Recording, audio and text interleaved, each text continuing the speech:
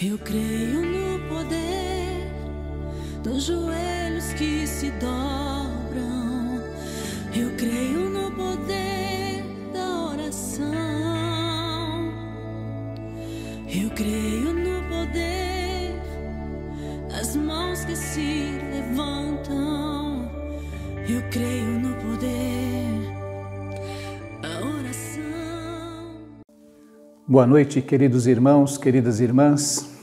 Que bom que você está aqui para podermos juntos orar, juntos cultuar a Deus, juntos podermos buscá-lo em oração, podermos também derramar a nossa alma diante dele. Este tempo tão precioso, tão importante para cada um de nós, para a vida daquele que busca a Deus, daquele que é discípulo de Jesus.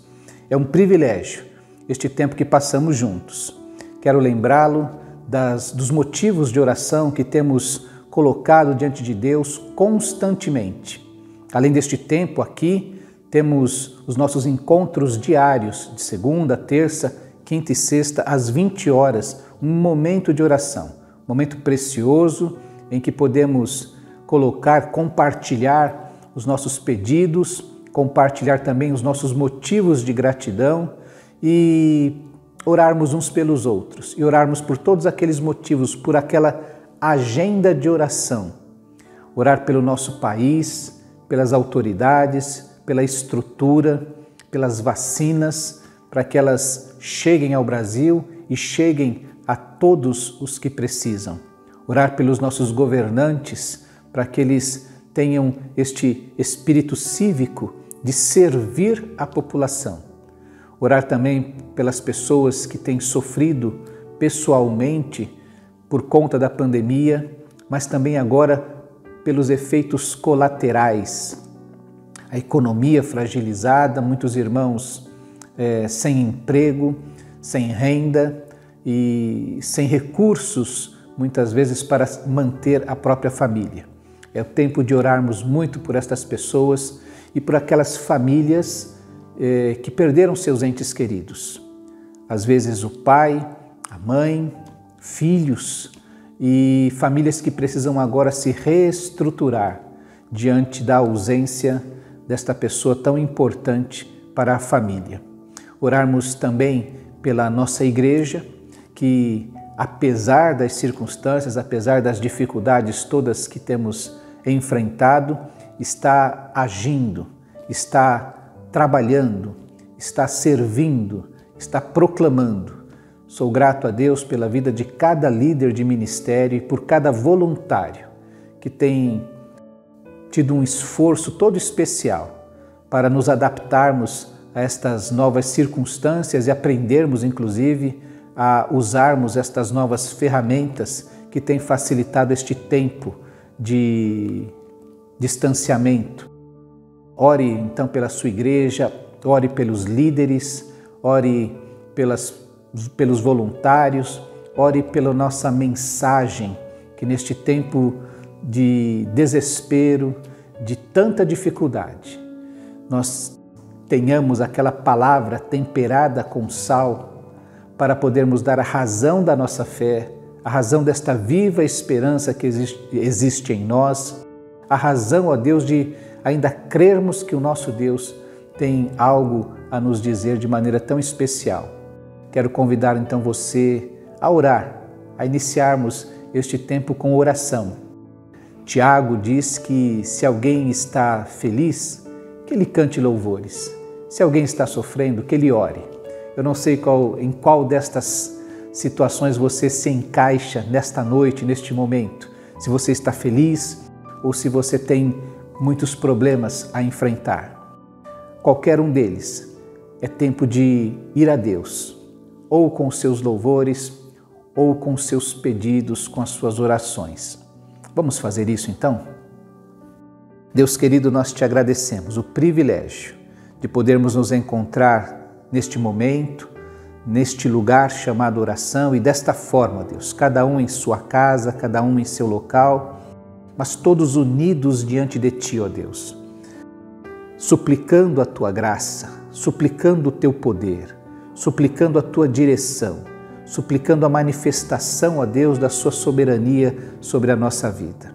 Ó Deus querido, que o teu Santo Espírito ministre paz em nosso coração, que a nossa fé seja fortalecida, que o nosso amor seja renovado e que nossa comunhão contigo, ó Deus, seja efetiva.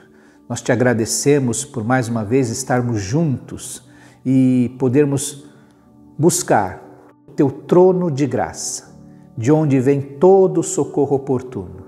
Recebe a nossa adoração, mesmo de um coração imperfeito ainda, ó Deus, mas que é a forma mais sincera que temos de falar do nosso amor por Ti, da nossa gratidão pela Tua presença em nossa vida. Nós oramos gratos desde já por tudo que o Senhor tem feito e por tudo que o Senhor ainda fará, no nome precioso e poderoso de nosso Senhor e Salvador Jesus Cristo. Amém, ó Deus. Abra sua Bíblia em 1 Samuel, no capítulo 1. Nós vamos ler até o final do capítulo. É uma leitura longa, mas que vale a pena para podermos meditar nesta noite.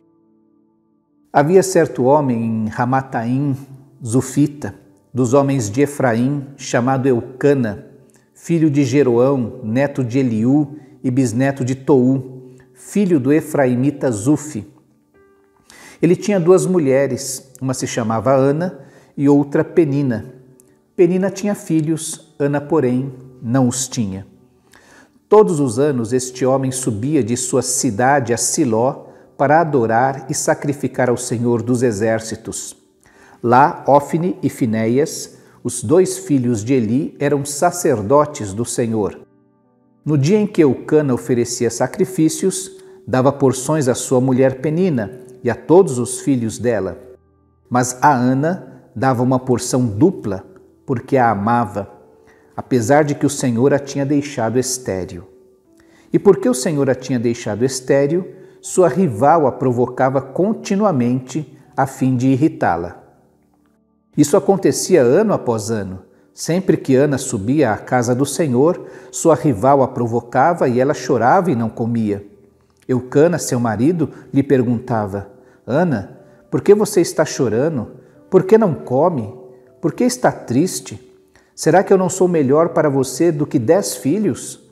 Certa vez, quando terminou de comer e beber em Siló, estando o sacerdote Eli sentado numa cadeira junto à entrada do santuário do Senhor, Ana se levantou e, com a alma amargurada, chorou muito e orou ao Senhor.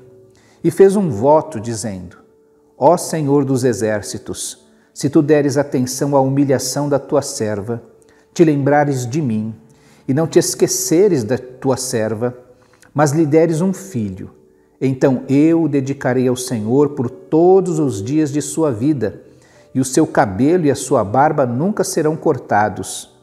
Enquanto ela continuava a orar diante do Senhor, ele observava sua boca. Como Ana orava silenciosamente, seus lábios se mexiam, mas não se ouvia a sua voz. Então Eli pensou que ela estivesse embriagada e lhe disse: Até quando você continuará embriagada? Abandone o vinho.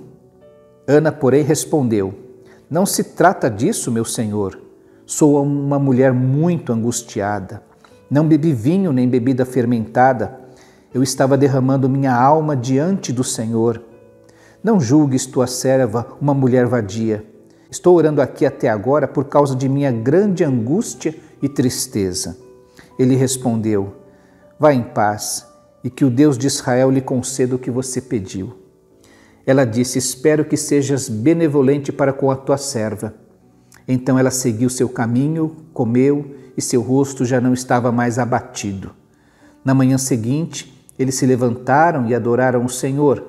Então voltaram para casa em Ramá. Eucana teve relações com sua mulher Ana, e o Senhor se lembrou dela. Assim Ana engravidou e no devido tempo deu à luz um filho e deu-lhe o nome de Samuel, dizendo: Eu o pedi ao Senhor. Quando no ano seguinte Eucana subiu com toda a família para oferecer o sacrifício anual ao Senhor, e para cumprir o seu voto? Ana não foi e disse a seu marido: depois que o menino for desmamado, eu o levarei e o apresentarei ao Senhor, e ele morará ali para sempre. Disse Eucana a seu marido: faça o que lhe parecer melhor. Fique aqui até desmamá-lo, que o Senhor apenas confirme a palavra dele. Então ela ficou em casa e criou seu filho até que o desmamou. Depois de desmamá-lo, levou o menino, ainda pequeno, à casa do Senhor, em Siló, com um novilho de 3 anos de idade, uma arroba de farinha e uma vasilha de couro cheia de vinho. Eles sacrificaram o novilho e levaram o menino a Eli, e ela lhe disse: meu senhor, juro por tua vida que eu sou a mulher que esteve aqui a teu lado, orando ao Senhor. Era este menino que eu pedia e o Senhor concedeu-me o pedido. Por isso, agora, eu o dedico ao Senhor. Por toda a sua vida será dedicado ao Senhor. E ali adorou ao Senhor. Ana era uma mulher que tinha muitos problemas. O primeiro deles é que ela era estéril, um problema que estava ligado ao seu corpo, a uma necessidade que ela tinha. E os seus problemas eram tão grandes que uma mulher estéril naquela sociedade era uma mulher inútil, era uma mulher que não podia dar descendência a seu marido, era uma mulher que não podia ter essa função social de construir esta grande família, fortalecer o nome de seu marido e dar-lhe essa descendência que continuaria esta história. E como resolver isto? Num tempo em que a ciência não tinha os recursos que nós temos hoje. Além desse problema físico, biológico, que Ana não podia ter filhos, gerar filhos, ela tinha um problema que era a sua função social. Ela não se encontrava nessa sociedade. Ela não era capaz de se encaixar nesta sociedade que esperava que ela fosse capaz de gerar filhos ao seu marido, de criar esta história para a sua família. Além disso, Ana tinha um problema dentro de sua própria casa. Naquele tempo, os homens podiam ter várias mulheres, quantas pudessem sustentar, e Eucana tinha mais uma mulher, que para criar mais problema para Ana, podia ter filhos, tinha vários filhos. E para agravar o problema de Ana, essa Penina, essa outra mulher de Eucana, seu marido, fazia questão de criar pirraça, de incomodar-lhe com o fato de que ela não podia ter filhos. Ana tinha ainda um problema que nós podemos chamar de espiritual, porque ela orava ao Senhor por este desejo. Já não era a primeira vez, era uma oração constante, uma busca de anos e anos ao Senhor, pedindo por um filho, sem obter a resposta que desejava da parte do Senhor. Então Ana era uma mulher que tinha muitos problemas. Além disso, ela tinha ainda um marido que a amava profundamente. E me parece que o fato de Eucana amar Ana profundamente, e o amor sempre se transforma em atos, e Eucana gostava de mostrar que amava Ana, dando-lhe, por exemplo, essa porção dobrada. Me parece que para aquela pessoa que precisava retribuir, o amor é sempre assim, essa reciprocidade. Se Eucana ama muito a Ana, Ana deseja também amar muito a Eucana. E a maneira que ela tinha, que ela poderia fazer isso, demonstrar o seu amor por seu marido, era exatamente dando-lhe filhos. E ela não podia fazer isso. Me parece que é possível que a cada ano, quando aquela porção dobrada chegava para Ana, vinha aquele peso na consciência, aquela autocobrança, falando assim, poxa vida, eu precisava dar, eu não cumpri a minha parte para com o meu marido. Existem muitos problemas que envolvem a vida de Ana. E quero destacar ainda um último problema que ela enfrentava, que era a própria maneira de raciocinar do seu marido. Com toda boa intenção, ele lhe dava, porque era expressão do seu amor, essa porção dobrada, mas ele imaginava que o seu amor, este amor de marido, este amor deste homem dedicado, podia suprir esta necessidade que Ana tinha de ser mãe, de passar por esta experiência da maternidade. E por isso ele imaginava que poderia ser melhor do que 10 filhos. Todo o amor que eu devoto a você, todas as manifestações de amor concretas, por exemplo, a entrega dessa porção dobrada, e imaginamos que nesse período entre uma viagem e outra para o sacrifício, que Eucana dava diversas manifestações de amor diárias para Ana. Todas estas questões envolviam a vida de Ana. Eram problemas que Ana tinha para administrar, para enfrentar, para aprender a conviver ou para resolver de uma vez por todas.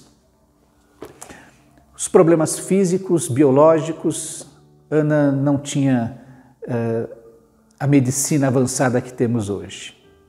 O problema com Penina não dependia única e exclusivamente dela, dependia de que Penina tivesse uma atitude mais madura naquele momento. O problema de Eucana também não estava em Ana, estava em Eucana, também ter uma consciência maior das próprias necessidades da sua esposa. E Ana tinha o problema espiritual, que era uma questão com o Senhor. Talvez Ana, a cada ano que orasse, passava-se aquele ano todo, e ela retornava o ano seguinte para orar de novo ao Senhor pedindo um filho, e acrescentava aquela oração que pediu um filho. Por que, Senhor? O Senhor ainda não me respondeu. Por quê? Mais um ano se passou e o Senhor não me concedeu isso. Até que nós chegamos a este ponto, a este momento da vida de Ana, desta história, em que ela vai, e me parece que de uma maneira decidida, que são quando as coisas chegam, quando tudo converge para que aconteçam as coisas. E chegamos a este ponto da história, que nós podemos chamar do tempo de Deus. O tempo em que todas as coisas concorrem para que Deus venha a agir para o nosso bem. E a história nos conta então que encontramos Ana diante do Senhor, entregando a sua vida de uma maneira completa. Ana se levantou e com a alma amargurada chorou muito e orou ao Senhor. A impressão que temos é que Ana vive aquele tempo em que a última gota que transborda o copo aconteceu na sua vida. Ela está amargurada. Ela já não encontra mais sabor, mais beleza em tudo que está vivendo. Talvez Ana chegasse exatamente esgotada, já reclamando, amarga diante do Senhor, amarga diante da vida, amarga diante da mulher Penina, amarga diante do seu marido Eucana, que fazia o melhor para ela, amarga inclusive diante do Senhor. Com essas perguntas: Senhor, por quê? Até quando? Por que eu? Ana chega amargurada. Nós precisamos lidar com as nossas amarguras. Nós precisamos aprender com Ana que as amarguras, elas existem e elas precisam ser levadas ao Senhor. Elas existem em nossa vida, precisam ser identificadas e precisam ser tratadas. Algumas pessoas querem tratar as suas amarguras com remédios, com compulsões, com soluções que não resolvem na realidade a sua questão. Como cristãos, nós temos um primeiro embate, um primeiro escape para com as amarguras, que é exatamente levá-las ao Senhor. É o que Ana faz. Ana vai em oração e aí está o valor da oração. Uma alma amargurada, uma pessoa que já está amargurada, pode chorar diante do Senhor. Quando Jesus orienta os seus discípulos, a quando vocês quiserem orar, vocês entrarem no seu quarto, fecharem a sua porta e lá em secreto falar com o vosso Pai, que em secreto ouvirá e responderá a vocês. Me parece que Ele sabe de que precisamos desta privacidade, onde podemos chorar e chorar. Se choramos em público, ficamos constrangidos. Logo alguém vem saber, o senhor está bem, a senhora está bem, está passando bem, quer um copo de água com açúcar, e todos querem tratar de nós, e isso é bom. Mas quando estamos com a alma amargurada e precisamos falar com Deus, precisamos chorar, o choro é a grande solução. O choro é aquilo que de mais precisamos naquele instante. E o quarto com a porta fechada é o melhor lugar para passarmos por esta experiência de simplesmente chorar, chorar e chorar. Ana não está no quarto fechado. Imagino que Ana tenha ficado aquele ano todo, em outras ocasiões, tenha se recolhido na sua tenda e tenha chorado diante do Senhor. Tenha ido para um lugar distante, sentado embaixo de uma árvore, num lugar solitário, e tenha chorado bastante. Mas aqui Ana está no templo, está naquele lugar que representa a presença de Deus no meio do seu povo. E Ana então imagina que aquele lugar a aproxima mais ainda de Deus. E ela vai ao Senhor para orar, levar toda a sua amargura e derramar diante do Senhor em lágrimas. As lágrimas, cada lágrima que cai é um pouco desta amargura que vai saindo do seu coração e sendo derramada aos pés de Jesus, aos pés do seu Deus. Ana ora amargurada, chora e ora ao Senhor. A gente tem que tomar muito cuidado quando está vivendo esse tempo de amargura, para não fazer provas tolas com o Senhor, para não fazer promessas tolas ao Senhor. É por isso que Jesus, quando é tentado por Satanás, ele diz assim: não farás provas tolas com o Senhor teu Deus, não tentarás ao Senhor teu Deus, em outras versões. Me parece que quando nós estamos vivendo um tempo de amargura, de grande tribulação, de grande sofrimento, temos a tendência de fazer as promessas mais absurdas possíveis. Então, quando fulano está apertado financeiramente, e então ele vai para Deus e fala: Senhor, se o Senhor me livrar dessa, eu nunca mais deixo de contribuir, eu nunca mais deixo de ser dizimista. Tem momentos difíceis ainda a enfrentar. Ou, olha, eu agora estou aqui acamado, sem poder ir à igreja, sem poder cultuar a Deus. Eu que já tive saúde, fui tão negligente com esse aspecto na minha vida. Se o Senhor me levantar desta cama, eu nunca mais falto num culto. E nós temos essa tendência a fazer promessas absurdas, loucas, porque estamos num momento muito difícil, muito complicado, em grande sofrimento, em grande tribulação, amargurados, pressionados por isso. Então temos que tomar cuidado com isso.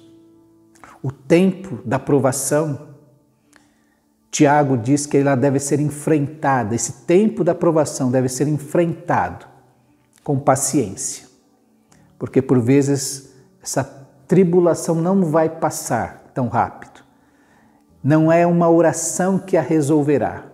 Você lembra do apóstolo Paulo, que tendo aquele espinho na carne, diz que orou 3 vezes ao Senhor. Eu já expliquei que creio que não foram 3 orações num dia, de manhã, de tarde e de noite, foram períodos longos da sua vida que ele retomou aquela questão diante de Deus, até ter consciência de que Deus não vai resolver isso para mim. E é com paciência que a gente vai descobrindo a resposta que Deus tem para o nosso tempo de tribulação, para o nosso tempo de amargura. A primeira lição que aprendemos com Ana, então, é que precisamos levar a nossa amargura diante do Senhor. Em oração, chorar, derramar diante do Senhor. A segunda é que devemos tomar cuidado com os votos que fazemos ao Senhor. Não é pecado fazer promessas ao Senhor, fazer votos ao Senhor. O que não devemos fazer é, tendo feito o voto, não cumpri-lo. O pecado está nisso. A sabedoria nos mostra que nós devemos evitar, porque não sabemos se teremos condições de cumprir. O prometido não é caro, como diz por aí, o dito popular. O prometido não é caro. Mas Ana é uma mulher que, na sua luta com Deus, não podendo resolver uma série de questões, de problemas na sua vida que não estavam nela, ela leva a sua dor a Deus. Ela leva a sua amargura a Deus, ora a Deus e faz um voto a Deus. Um voto todo especial, um compromisso com o seu Deus. Se Deus cumprisse isso na sua vida, lhe desse um filho, ela o dedicaria ao Senhor. Eli é alguém que, de longe, não consegue ter a perspectiva correta do que está acontecendo. E, de longe, julga erradamente o que está acontecendo com Ana. Imagina que ela está embriagada durante o dia. Ana tem mais um sofrimento a acrescentar à sua vida, o julgamento do homem de Deus. E ela pede, por favor, não pense isso a meu respeito. Eu sou uma mulher amargurada que está derramando diante do Senhor a sua angústia, a sua grande angústia e tristeza. Que luta de Ana, que problema, que anseio da sua alma, que desejo do seu coração que ela leva ao Senhor. O Senhor concede. Se há uma lição bela na história de Ana, é que o Senhor está ouvindo, que o Senhor está vendo, que não passa desapercebida diante de Deus a nossa amargura, aquilo que nos entristece, aquilo que nos angustia. O nosso Deus sabe. Você vai se lembrar que quando Moisés é chamado, separado para libertar o povo que está escravizado no Egito, Deus fala a ele: eu tenho visto o sofrimento do meu povo, ouvi o seu clamor e desci para libertá-lo. Em outras ocasiões, o salmista vai dizer exatamente isso, que o Senhor ouve a minha oração, o Senhor ouviu a minha súplica. Quando Jesus também está com a sua alma angustiada até a morte, ele vai orar. E enquanto está orando, derramando gotas de suor, de sangue, Deus vem ao seu encontro, Deus o socorre, Deus o atende. O próprio apóstolo Paulo, como nós citamos, enquanto está orando pela libertação desse espinho na carne, é quando Deus vem e fala com ele: a minha graça te basta. E é assim que é a nossa experiência de derramar a nossa angústia, a nossa amargura, a nossa grande tristeza diante de Deus, colocando: Senhor, vem me socorrer, porque se o Senhor me socorrer e atender a súplica que lhe faço. Eu vou lhe cantar louvores, eu vou lhe adorar, eu vou proclamar que o Senhor, eu vou compartilhar que o Senhor ouviu a minha oração. E é assim que a nossa experiência se encontra com a experiência de Ana.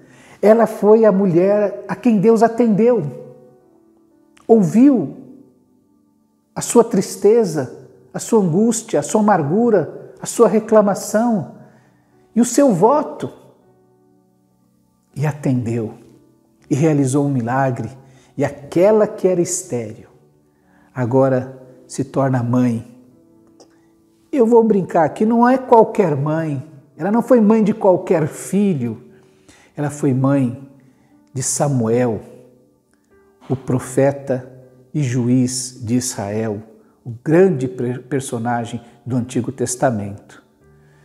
Eu quero lembrar você desta mulher, cheia de problemas, de todas as ordens, e que encontrou em Deus a solução para a sua angústia, para a sua amargura, em que, em meio a todos os seus problemas, encontrava o tempo certo, anualmente, tempo de ir diante de Deus, perseverantemente, todos os anos, indo à casa do Senhor, para rogar-lhe que atendesse, para que desse ouvidos ao seu pedido, para que colocasse os seus olhos diante sobre a sua situação.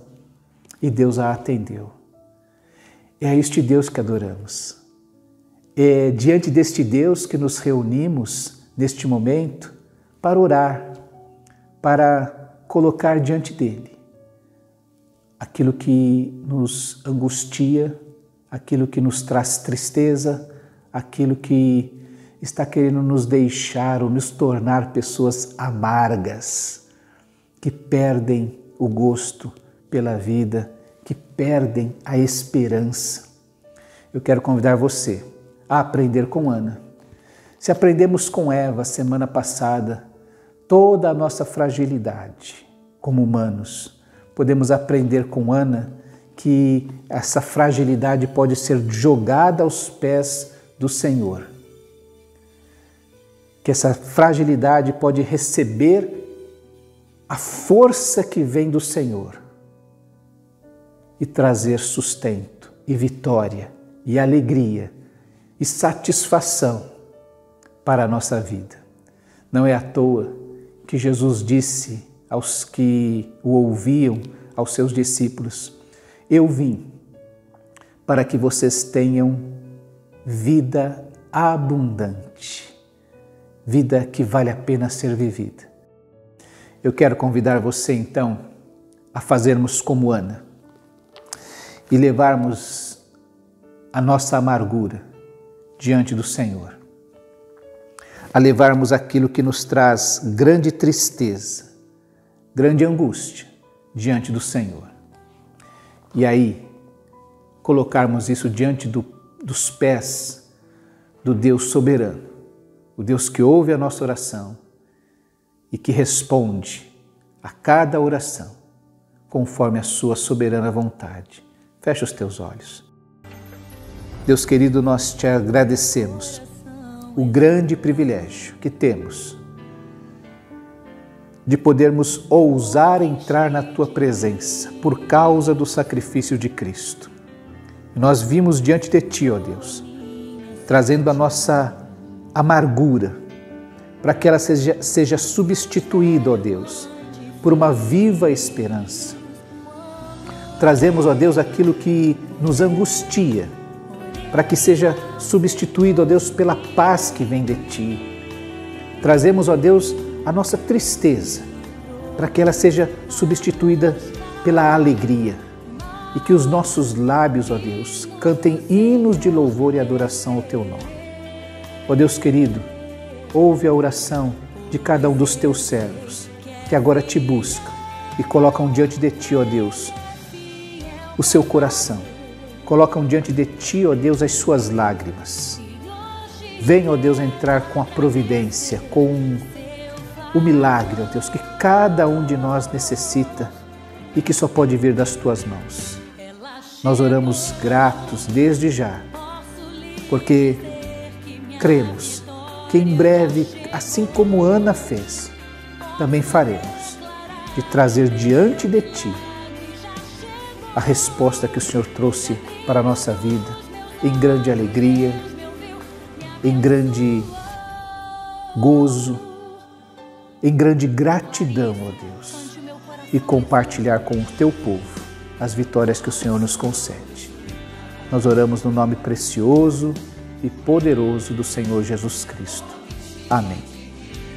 Eu quero convidar você, então, que fez esta oração, a registrar a resposta, não somente a resposta, mas as respostas que Deus tem dado às suas orações, às suas petições, diante daqueles problemas, daquelas provações que têm, às vezes, tornado você amargo, entristecido, angustiado. Para voltarmos diante do Senhor, trazendo, eis aqui um problema que o Senhor resolveu. E eu agora tenho louvor, adoração, gratidão. Eu vim aqui cumprir a minha parte diante do Senhor. Que Deus te abençoe, que Deus te dê muitas vitórias, que Deus te proteja. E até breve, então.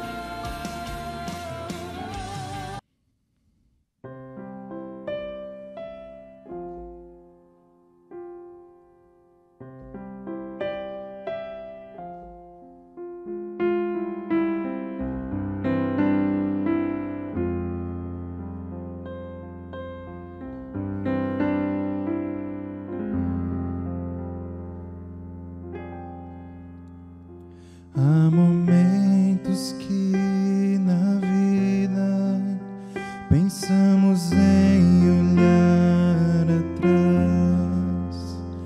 É preciso pedir ajuda para poder continuar. E clamamos o nome de Jesus.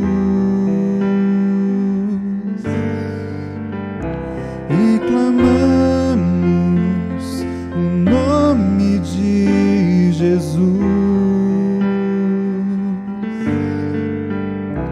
E clamamos o nome de Jesus. Ele nos ajuda a carregar a cruz.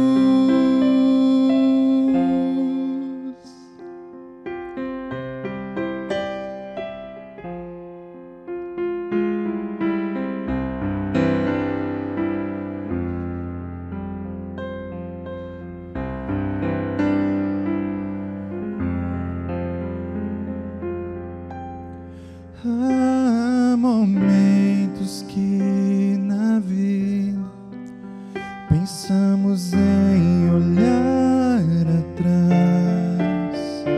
É preciso pedir ajuda para poder continuar.